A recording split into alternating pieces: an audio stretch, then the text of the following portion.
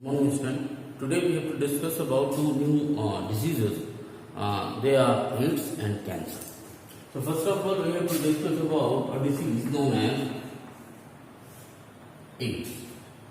Before going to the how it is transmitted, what are their symptoms and how it can be treated, first of all we have to have an idea about the disease AIDS. Actually, if you can elaborate these words, they are acquired immunodeficiency and the last one is syndrome. This is AIDS. If you can elaborate the name AIDS, that is acquired immunodeficiency syndrome.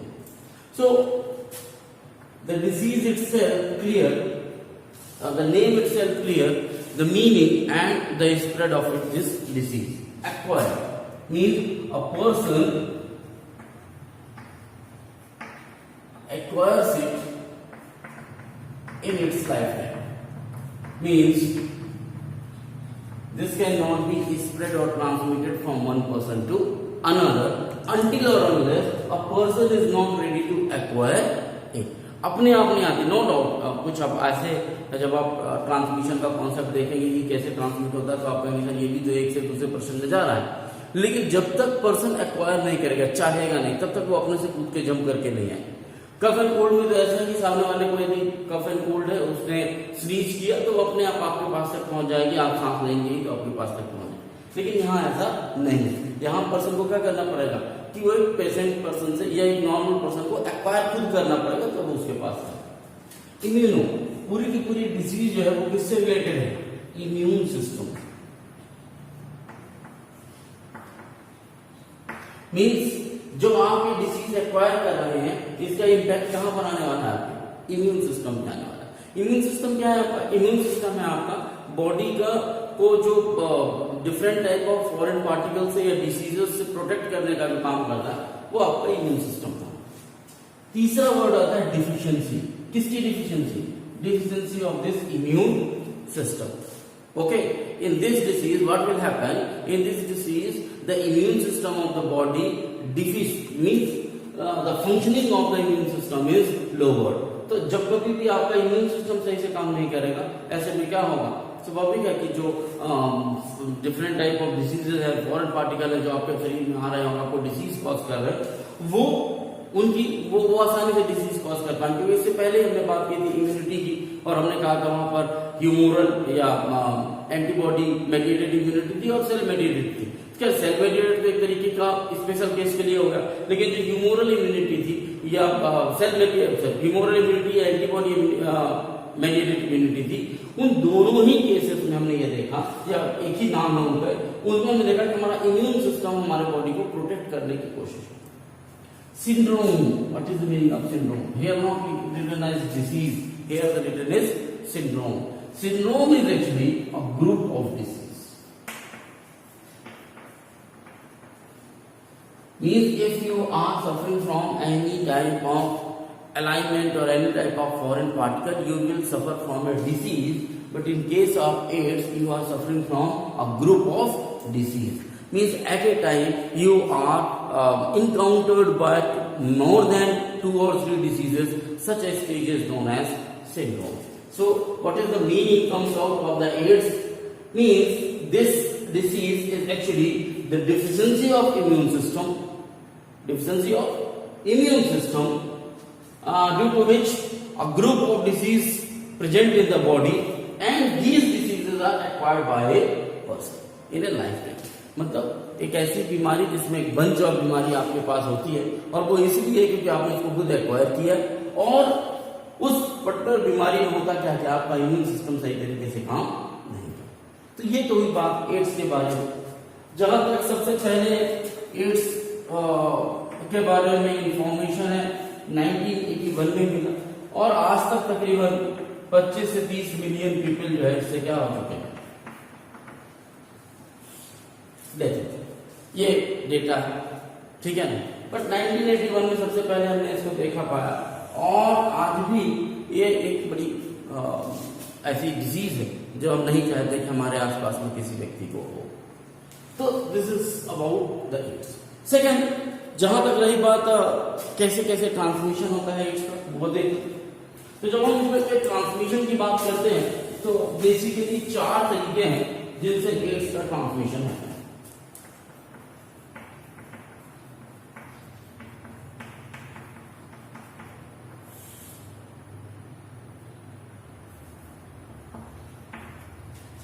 पहले,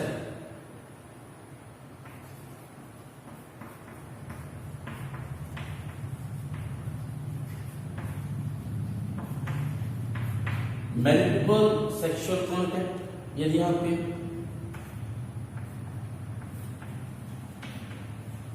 infected needle,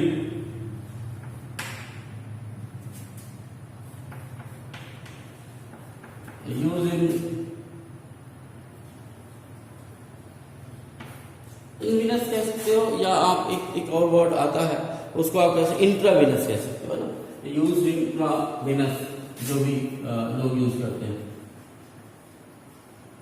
injection लेते। इसी तरीके से infected blood transfusion कीजिए,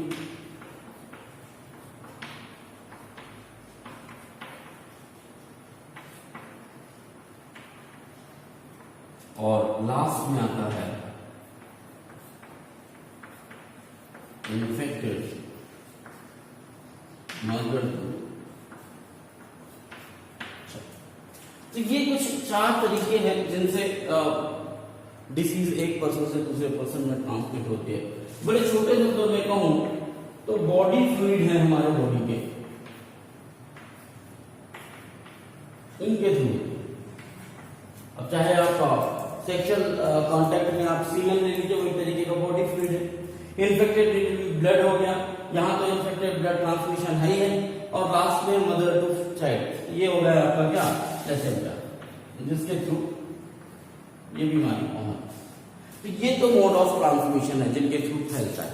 तो ये एक चीज अच्छे से याद रखें, एड्स बीमारी बाकी बीमारियों की तरह है जैसे बाकी बीमारी, लेकिन एड्स बीमारी की एक बड़ी प्रॉब्लम ये थी कि जब शुरू में आई तो इसमें ये वाला जो कॉन्सेप्ट था मल्टीपल सेक्सुअल कांटेक्ट, इस कॉन्सेप्ट को देखते हुए ये माना गया कि यदि किसी को ये बीमारी हो रही है इसका मतलब वो पर्सन जो है वो उसके जो है तो मल्टीपल सेक्सुअल कांटेक्ट। और ये कॉन्सेप्ट आते ही लोगों को एक तरीके से उस पर्सन को लेकर हमने अलग अलग तरीके की भ्रांतियां या अलग अलग तरीके के कॉन्सेप्ट डेवलप करे, जबकि एड्स और भी 3 अलग तरीकों से फैलता है।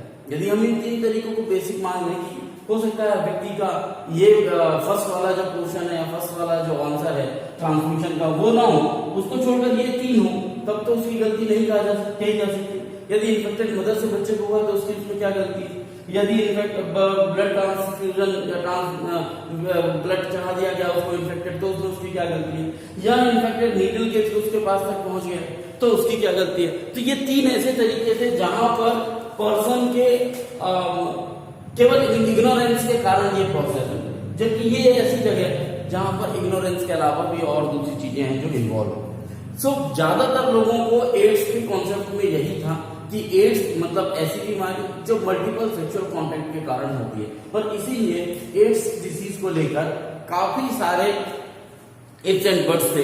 जिस भी व्यक्ति को एड्स हो जाता था उसको एक हीन दृष्टि से देखते थे, उसको सोसाइटी में सर्वाइव करने के लिए बड़ा जद्दोजहद करनी पड़ती थी। एक टाइम ऑफ ड्यूरेशन आज से 10 साल 15 साल पहले, बट अब धीरे धीरे लोगों में अवेयरनेस फैला है। बहुत सारी अलग अलग एनजीओ है और नेको है, नेशनल एड्स कंट्रोल ऑर्गेनाइजेशन, जिसने बहुत काम किया। अब उस तरीके की सिचुएशन तकरीबन नहीं है। यदि कोई HIV पॉजिटिव है भी तो वो लाइफ में और सोसाइटी में आराम से सर्वाइव कर रहा है। खैर, तो जब मैं ट्रांसमिशन की बात करता हूं तो ट्रांसमिशन के साथ आपको ये भी देखना होगा कि कौन कौन से ऐसे लोग हैं जो ज्यादा क्या कहना चाहिए कि जो ज्यादा अफेक्टेड कंडीशंस पे आ सकते हैं, या यूं कहिए कि हाई रिस्क ग्रुप कौन कौन सा ऐसा है जो जिनको ज्यादा चांसेस है एड्स होने के। यदि मैं मल्टीपल सेक्सुअल कांटेक्ट की बात करूं तो यहाँ पर जितने भी सेक्स वर्कर हैं वो सब के सब इस कैटेगरी में आ सकते हैं। ठीक है ना, जितने सेक्स वर्कर हैं वो सब इसमें आ जाएंगे, या कोई ऐसा पर्सन है जो मल्टीपल सेक्सुअल कॉन्टेक्ट में रहता है वो भी इस कैटेगरी में आ जाएगा। क्यों? क्योंकि एक्सचेंज ऑफ फ्लूइड होगा बार बार, और जितनी बार एक्सचेंज ऑफ फ्लूइड होगा चांसेस उतने क्या हो जाएंगे, बढ़ जाएंगे। इसका ये बिल्कुल मतलब नहीं मल्टीपल सेक्सुअल कॉन्टैक्ट का कि यदि आपके मल्टीपल सेक्सुअल कॉन्टैक्ट है तो आपको एड्स हो ही जाए, ऐसा जरूरी नहीं है। बट यदि उन जितने भी लोगों के साथ आपके मल्टीपल सेक्सुअल कॉन्टैक्ट है, यदि उनमें से एक को भी एड्स है तो वो आपको फैलेगा और आपसे दूसरों को भी फैलेगा। Infected needle use intravenous injection, खासकर वो लोग जो ड्रग्स वगैरह लेते हैं, इंट्रावेनस लेते हैं और एक की नीडल दूसरे यूज किया करते थे, एक टाइम ऑफ ड्यूरेशन है जिसमें ये इन्फेक्टेड नीडल्स यदि आपने यूज किया और जिस व्यक्ति ने यूज किया उसको ऑलरेडी एड्स है या एचआईवी पॉजिटिव है, उसी नीडल का यूज किसी दूसरे उसके साथी ने किया, ऐसी कंडीशन में भी ये फैलने के चांसेस बढ़ जाते हैं। तो दूसरा जो एक तो हमने कहा सेक्स वर्कर, ये दूसरे हाई रिस्क में कौन आते हैं? जो ड्रग एब्यूज हैं या ड्रग एडिक्ट हैं, आप ऐसा कहेंगे। तो मैं यहाँ भी जाता हूं, ये मान लीजिए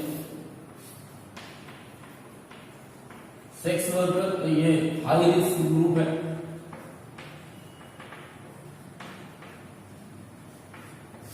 दूसरा हमारा ये था कौन? Drug addict. ये ड्रग एडिक्ट से जो जिनके साथ ये इन्फेक्टेड नीडल वाला कॉन्सेप्ट चल सकता है। तीसरा इन्फेक्टेड ब्लड ट्रांसफ्यूजन। देखिए पहले ब्लड ट्रांसफ्यूज किया जाता था, अलग अलग ब्लड बैंक के थ्रू ब्लड ट्रांसफ्यूज होता था। तो पहले क्या होता था कि ब्लड ले लिया जाता था और जो जिसको जरूरत होती उसको दे दिया जाता था। अभी जब से ये एड्स वाला कॉन्सेप्ट आया, जितना भी ब्लड ट्रांसफ्यूजन हो रहा है वो सब ब्लड ट्रांसफ्यूजन में ये चेक किया जा रहा है whether the blood is HIV positive और नो। तो जो भी ब्लड आप खरीदते हो उसमें एचआईवी नेगेटिव है या पॉजिटिव, ये देखकर भी आपको खरीदना है। अब बात आती है कि इसमें इन्फेक्टेड ब्लड ग्रुप या कौन होगा, तो स्वाभाविक है जिसको भी ब्लड की जरूरत है, जिसको बार बार ब्लड चढ़ाया जाता है या यूं कहिए कि ट्रांसमिट किया जाता है, उनके साथ ये है। और आप कह सकते हैं कि जो भी जितने भी लोग किसी भी तरीके की बीमारी है, मान लीजिए हीमोफीलिया है या कोई और तरीके की बीमारी है, तो जिन जिनको भी रिपीटेड ब्लड ट्रांसफर करने की बात आती है, ठीक है ना, हीमोडायलिसिस जिनका होता है, जिनकी किडनी फेल हो गई, उनके साथ भी इन्फेक्टेड ब्लड ट्रांसफ्यूजन के थ्रू होता है। लास्ट है infected mother to the child. Infected mother to the child में यदि मैं जाऊं तो इसका मतलब होगा कि ऐसा चिल्ड्रन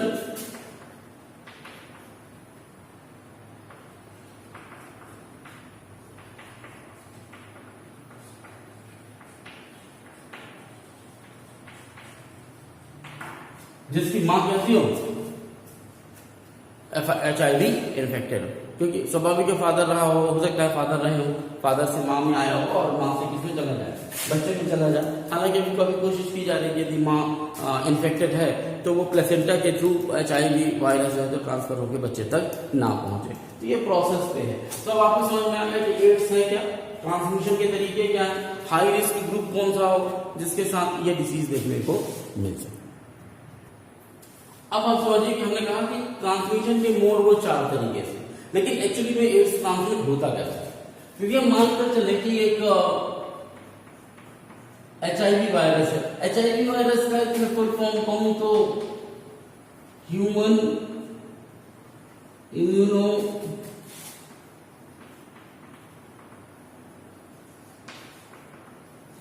डिफिशिएंसी वायरस। क्लियर? चूंकि यदि ये वायरस है तो आपने पहले ही पढ़ा होगा कि 11th क्लास में भी पढ़ा है कि वायरस के पास 2 चीजें आपको मिलेंगी। एक तो ये बाहर की तरफ क्या मिलेगा, प्रोटीन कोड मिलेगा, और अंदर की तरफ क्या मिलेगा, जेनेटिक मटेरियल मिलेगा। हाँ, ये अलग बात है कि ये जो जेनेटिक मटेरियल है ये किसका बना हुआ है, आरएनए का, in case of HIV. Is it clear? जहां तक एचआईवी का सवाल है, जैसे ह्यूमन इम्यूनोडिफिशिएंसी वायरस किसी भी बॉडी में इंटर करता है, बॉडी में इंटर करते ही वो अपने कैरेक्टर नहीं दिखाता। कई बार 5 to 10 ईयर का टाइम लग जाता है यदि ह्यूमन के बॉडी का इम्यून सिस्टम अच्छा हो, और तब कहीं जाके 5 to 10 ईयर के बाद आपको एड्स के सिम्टम्स दिखना शुरू होते हैं। दरअसल ये वो 5 से से 10 ईयर का समय जो है इसको विंडो पीरियड कहते हैं। क्या कहते हैं? Window period. यानी HIV के का इन्फेक्शन होना आपकी बॉडी में, और इन्फेक्शन होने के बाद उसके कैरेक्टर विजुलाइज ना हो, और ये कहलाता है क्या? विंडो पीरियड, जिसमें वो अपने आप को प्रिपेयर करता रहता है किसके अंदर? बॉडी के अंदर। तो ये आपको ध्यान ना, यदि मैं HIV की बात करूं तो कैसे हमारे बॉडी में मैनिफेस्टेट करता है उसकी देख लेते हैं। HIV इंटर इन बॉडी, तो जैसे ही HIV वायरस इंटर करेगा हमारी बॉडी में, अटैक ऑन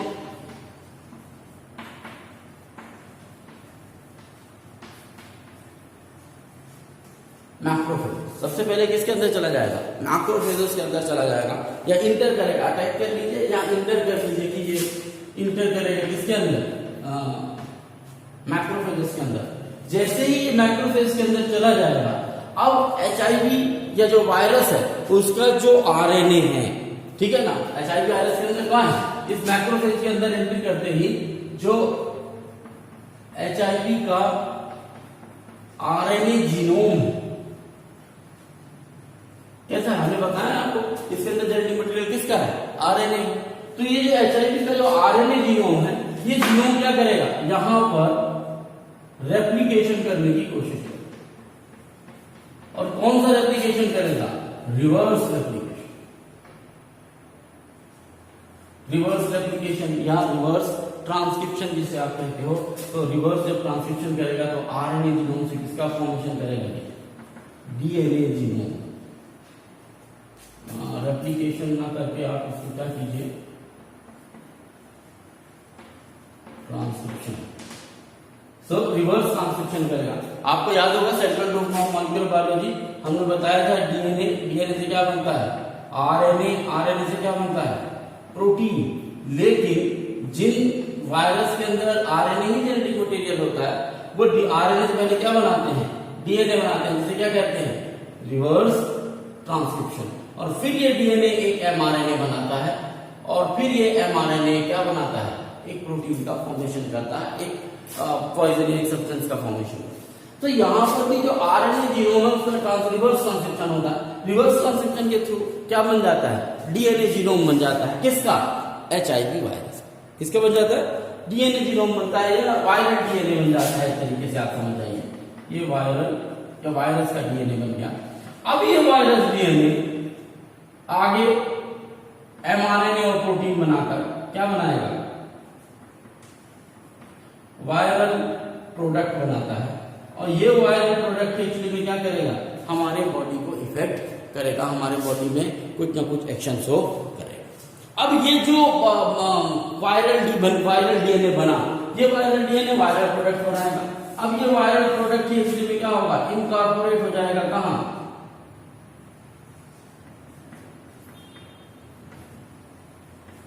दरअसल होते तो ये वायरल DNA जो होस्ट सेल में इनकॉर्पोरेट हो जाते हैं, पर जब इन्हीं सेल के अंदर जो भी जिस भी बॉडी में ये इंटर किया है HIV, इसने क्या किया? मैक्रोफेजेस पे अटैक किया, RNA जीनोम का ट्रांसक्रिप्शन जब हुआ, DNA जीनोम बना, DNA जीनोम से वायरल DNA बन गया। एक्चुअली में ये DNA जीनोम ही वायरल DNA बनाएगा, या वायरल DNA इनकॉर्पोरेट हो जाएगा होस्ट सेल में, जिस सेल में है उसी सेल में आ जाएगा, और यहाँ पर ढेर सारा वायरल प्रोडक्ट बनाएगा, एक तरीके से इन्फेक्टिशियस सब्सटेंस बनाएगा, जो इस होस्ट सेल्स को डिस्ट्रॉय करेंगे या उसके ऊपर अपने एक्शन शो करेंगे। तो ये इस तरीके की प्रोसेस होती है। और जब एक बार ये होस्ट सेल्स में इनकॉर्पोरेट हो जाते हैं, वायरल DNA बनने लगते हैं, तो फिर इनकी मल्टीपल कॉपीज बनना शुरू हो जाती है, एक से ज्यादा कॉपीज बनना शुरू होती है। तो ये तो हुआ उनका कौन सा पार्ट? इफेक्ट करने का पार्ट। कि एक बार आपके जो NCERT बुक में जो डायग्राम बना हुआ है, यदि उस डायग्राम को थोड़ा सा ध्यान से देखिए आप, तो आप पाएंगे कि किस तरीके से वायरल DNA आया। वायरल DNA आने के बाद उसने mRNA ने DNA में कन्वर्ट किया अपने आप को, और DNA फिर होस्ट सेल्स में इंटर करके मल्टीपल कॉपीज बनाता है, और उन मल्टीपल कॉपीज से ढेर सारे RNA जीनोम या वायरल प्रोटीन या वायरल RNA का फॉर्मेशन होता है, HIV का फॉर्मेशन होता है। फिर वो HIV वायरस अलग अलग मैक्रोफेजेस में जाके और भी दूसरे सेल्स को क्या करते हैं? अफेक्ट करते हैं। अब चूंकि आपने लास्ट क्लास में देख लिया, लास्ट स्लाइड में देख लिया कि किस तरीके से मैक्रोफेजेस में काम कर रहे हैं। अब आप यदि मैक्रोफेज की बात करें तो मैक्रोफेजेस एक्ट होते हैं एज ए फैक्ट्री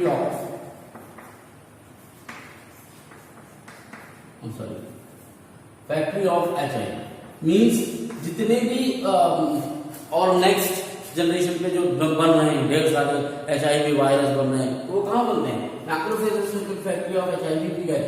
एक बार HIV वायरस इंटर किया, देखो वो तो मैंने बताया कि किस तरीके से काम करता है, लेकिन ये अटैक किसको करेंगे? तो ये अटैक करते हैं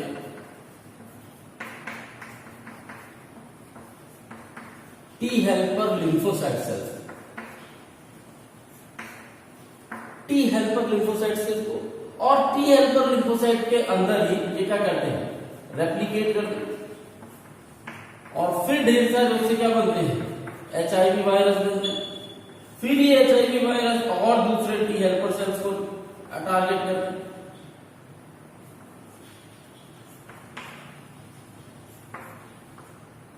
प्रोसेस कंटिन्यू। आप समझिए इस बात को कि जो HIV वायरस इंटर किया वो किसको अटैक कर रहा है? टी हेल्पर सेल्स को अटैक कर रहा है। जो हमने प्रोसेस बताई आपको, मैक्रोफेजेस के थ्रू एक HIV वायरस एंटर कर रहा है, और फिर वहां पर वो जाकर DNA बनाना है, वायरल DNA बनाना है रिवर्स ट्रांसक्रिप्शन के थ्रू, और रिवर्स ट्रांसक्रिप्शन के थ्रू DNA बनाने के बाद वो इनकॉर्पोरेट हो जा रहा है किसमें? होस्ट सेल्स में, यानी होस्ट के DNA में।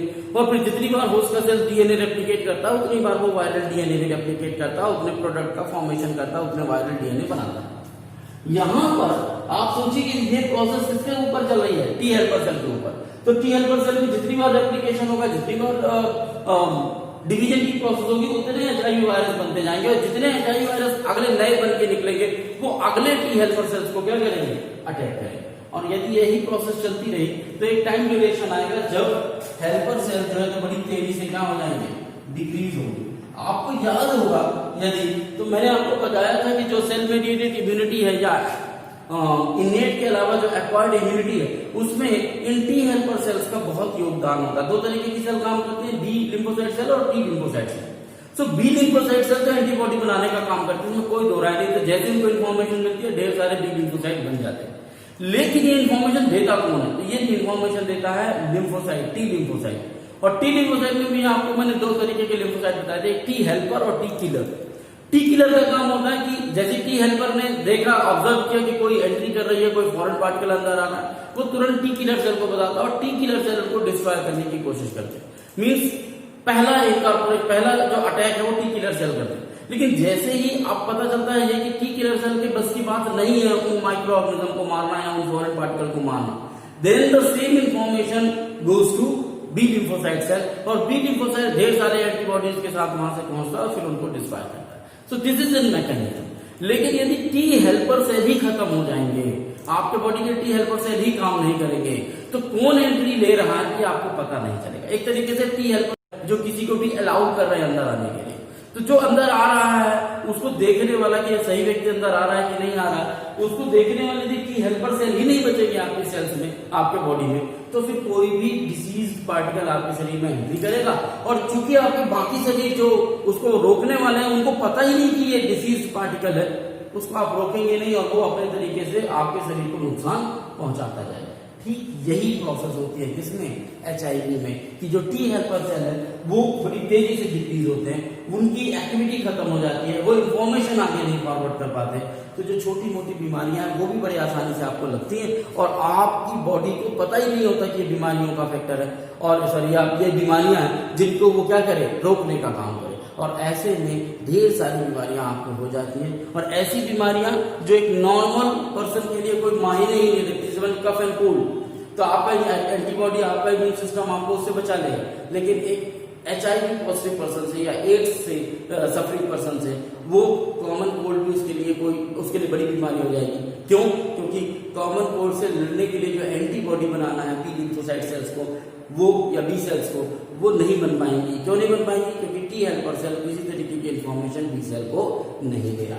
तो यही सबसे मेन ऑब्जेक्टिव है जो हमको देखने को मिलता है whenever there is a disease of AIDS।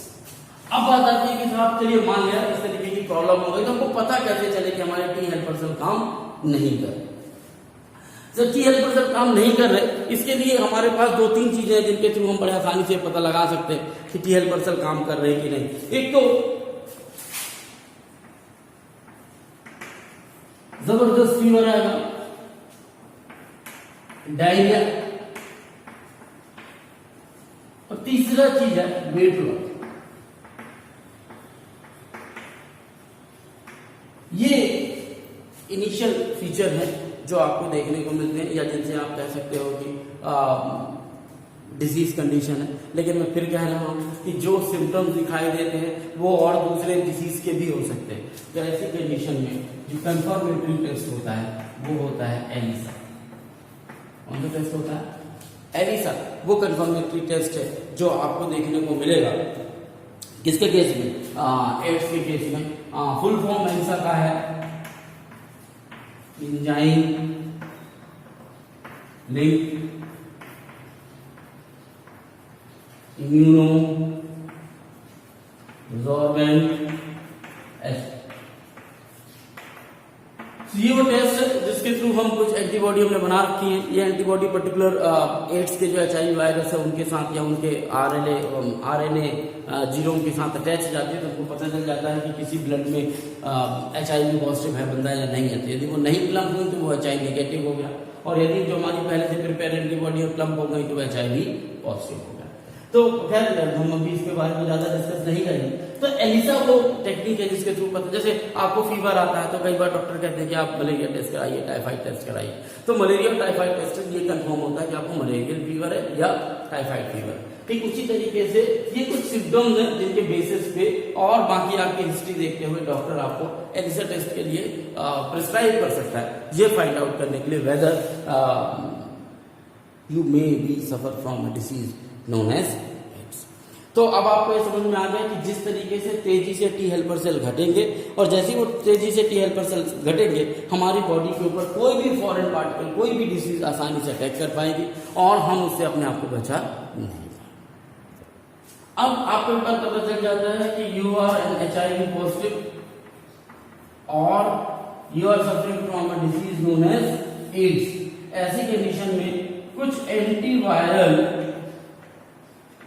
Drugs जिनको आप एज ए ट्रीटमेंट ले सकते हैं।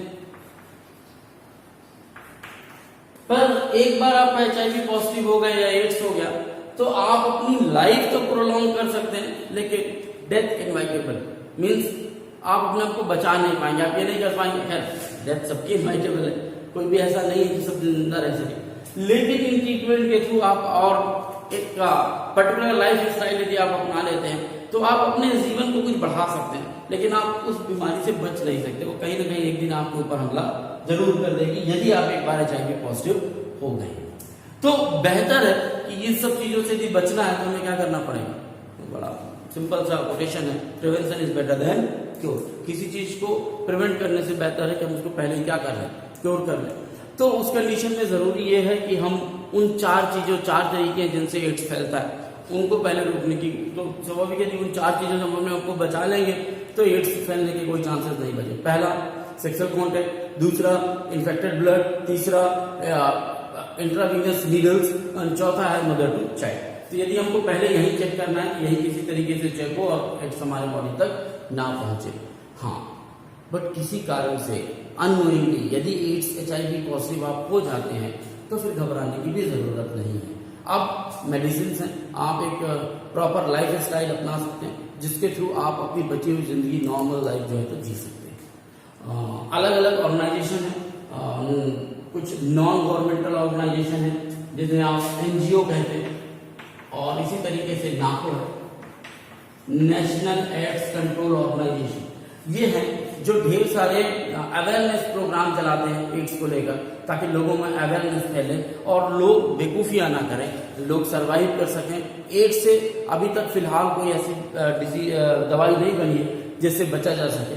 तो बेहतर ये है कि ये हमारे तक पहुंचे ही ना, क्योंकि इसको हम एक्वायर करते हैं, हम खुद लेते हैं। तो थोड़ा सा विजिलेंट रहें, थोड़ा सा इग्नोरेंस कम करें। ब्लड ट्रांसफ्यूजन होते वक्त देखें कि वो HIV पॉजिटिव ब्लड है या नेगेटिव ब्लड है। जब आप आजकल इसीलिए हॉस्पिटल्स में जो इंजेक्शन यूज होते हैं उनकी नीडल वो इंजेक्शन जो है तो तोड़ दिए जाते हैं, तुरंत एक इंजेक्शन का यूटिलाइजेशन दोबारा नहीं किया जाता।